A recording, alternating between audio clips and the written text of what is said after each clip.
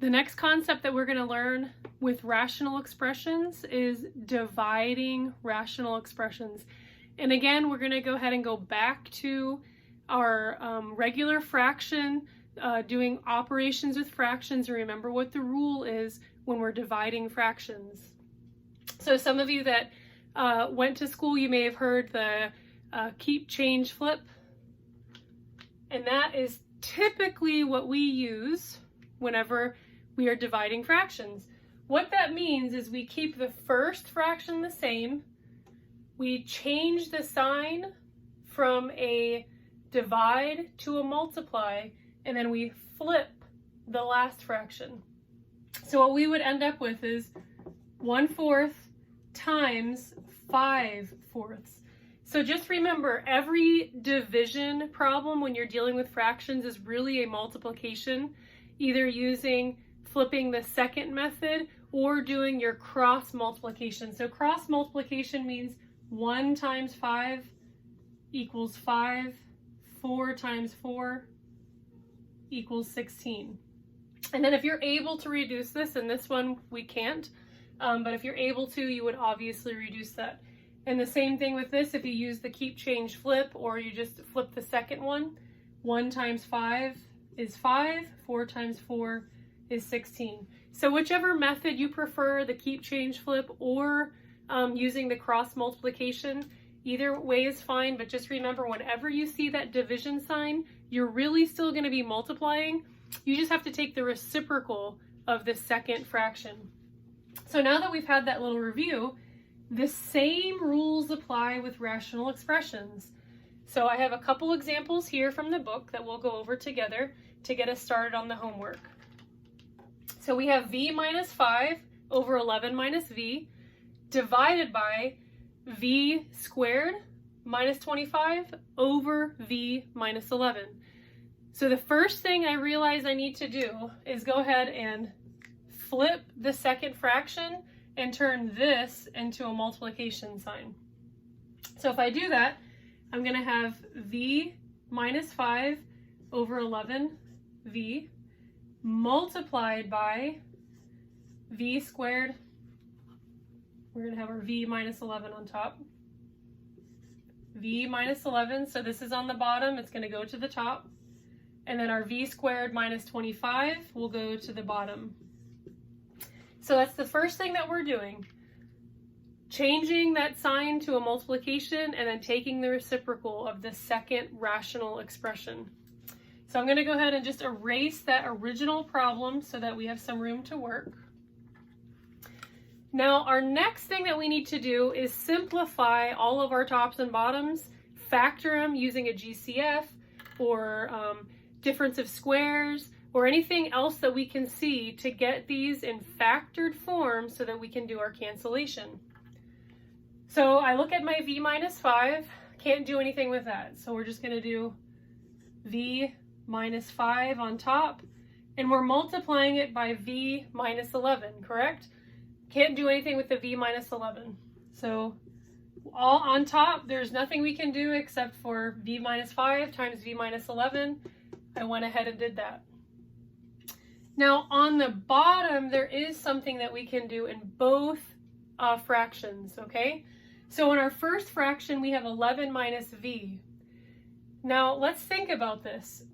Normally we like to have our variable out front, correct? So what if I take this negative v and I move it out front, and then I'll have a plus 11?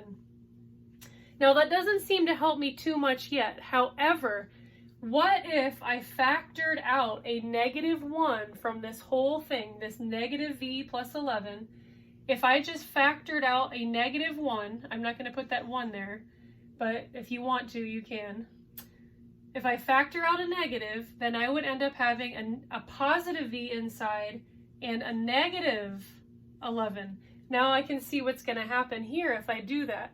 I will be able to cancel those v minus 11s. So keep that in mind.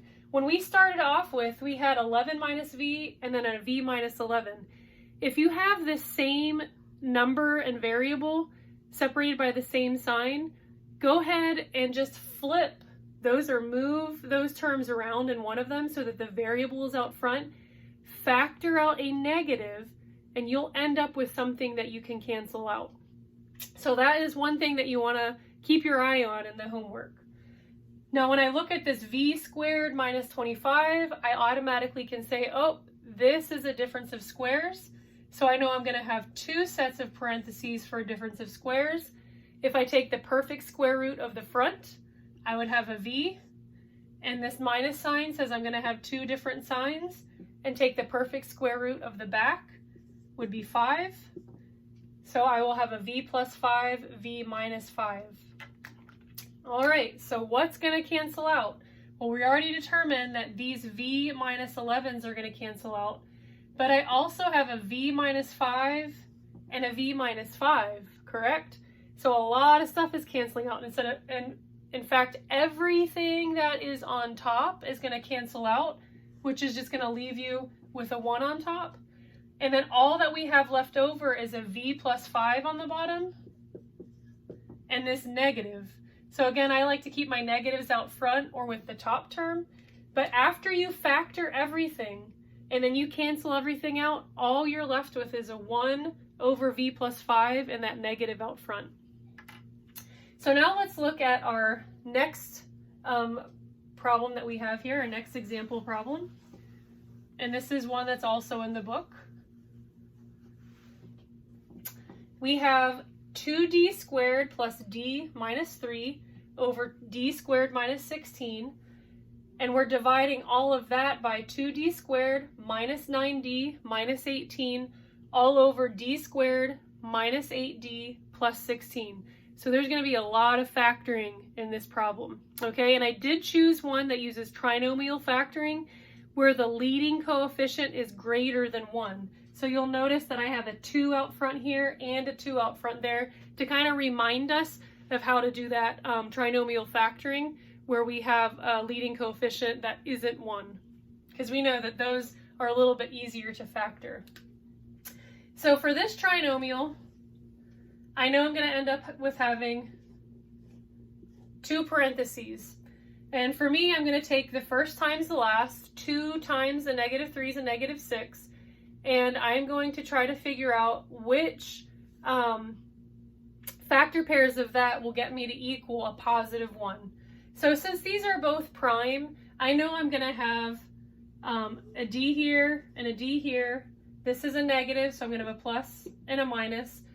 And I know I'm going to have a 2 and a 3, so a 2 and a 3, and then a 1. So let's see if that works. So remember, this is where you kind of have to do your plug and your chug. So this right here, 3 times 1 is a positive 3. 2 times a negative 1, sorry, this is a positive 3. 2 times negative 1 is a negative 2. So 3 minus 2 gives us a positive 1. So this will work right here. 2d plus 3 and then d minus 1. So just remember that because this is a 2, we take the factor pair of 2 and it's a prime number, so there's only one factor pair, and that's 2 and a 1. And then the same thing with the last term, a negative 3, and we know that it's a prime number as well, and there's only one factor pair, a 1 and a 3, so 1 and a 3. So that's our first one. If we look at the bottom, we can see that's a difference of squares. We should be getting pretty good with those difference of squares now. 2d minus 16 is going to end up with being d plus 4, d minus 4. And then we're going to turn this into a multiplication sign. All right, so we're going to put this bottom here, we're going to put it on the top. So I'm going to be looking at the bottom first to make sure that I put it on top. So remember, when we're dividing rational expressions, we're flipping the second rational expression and then multiplying across the top and multiplying across the bottom. So on our bottom, d squared minus 8d plus 16. Again, I know I'm going to end up with 2 sets of parentheses, starting with d. My last sign is a plus sign. Jump back to see that both of these will be negative. And this is going to be d minus 4, d minus 4. And I went ahead and put that on the bottom instead of the top. So let me correct that. So again, when we're dividing, we want to make sure that the bottom goes to the top. So don't do what I just did. Excuse me. So d minus 4 times d minus 4 is what this bottom will simplify to. So we've taken care of this. So our last expression that we need to simplify is our top on the second rational expression. So again, we're going to end up with 2 sets of parentheses. So we can see lots of factoring in this problem. And again, I know that I'm going to start off with d's in both. This is a negative sign, so I know I'm going to have a plus and a minus. My goal is to end up with a -9 in the middle. So 2 times an 18 is a 36. And I know that 12 and 3 will equal a 36. 12 times 3 will equal 36. So what I want to have is a 3 and a -12. So I want to have a 3 and a -12 in order to get this -9.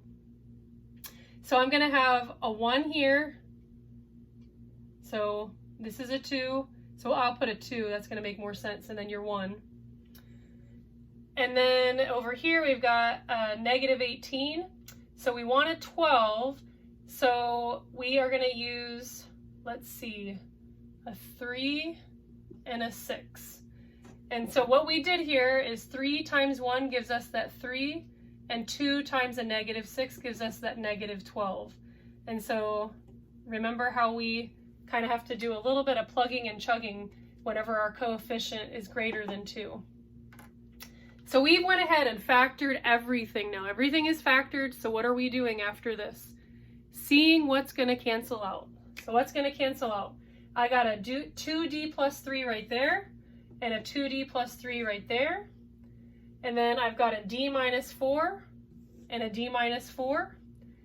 And then I have a d minus 6, nope, and a d plus 4, d minus 4. So that's it. We canceled everything out. So what are we going to be left with? So we're going to be left with a d minus 1 on top with a d minus 4. And on the bottom, we'll have a d plus 4 and a d minus 6. And if there's nothing else that you can simplify, then that is the answer. So just remember our steps in division. First, we need to flip the second one. Take the reciprocal of the second rational expression and then multiply.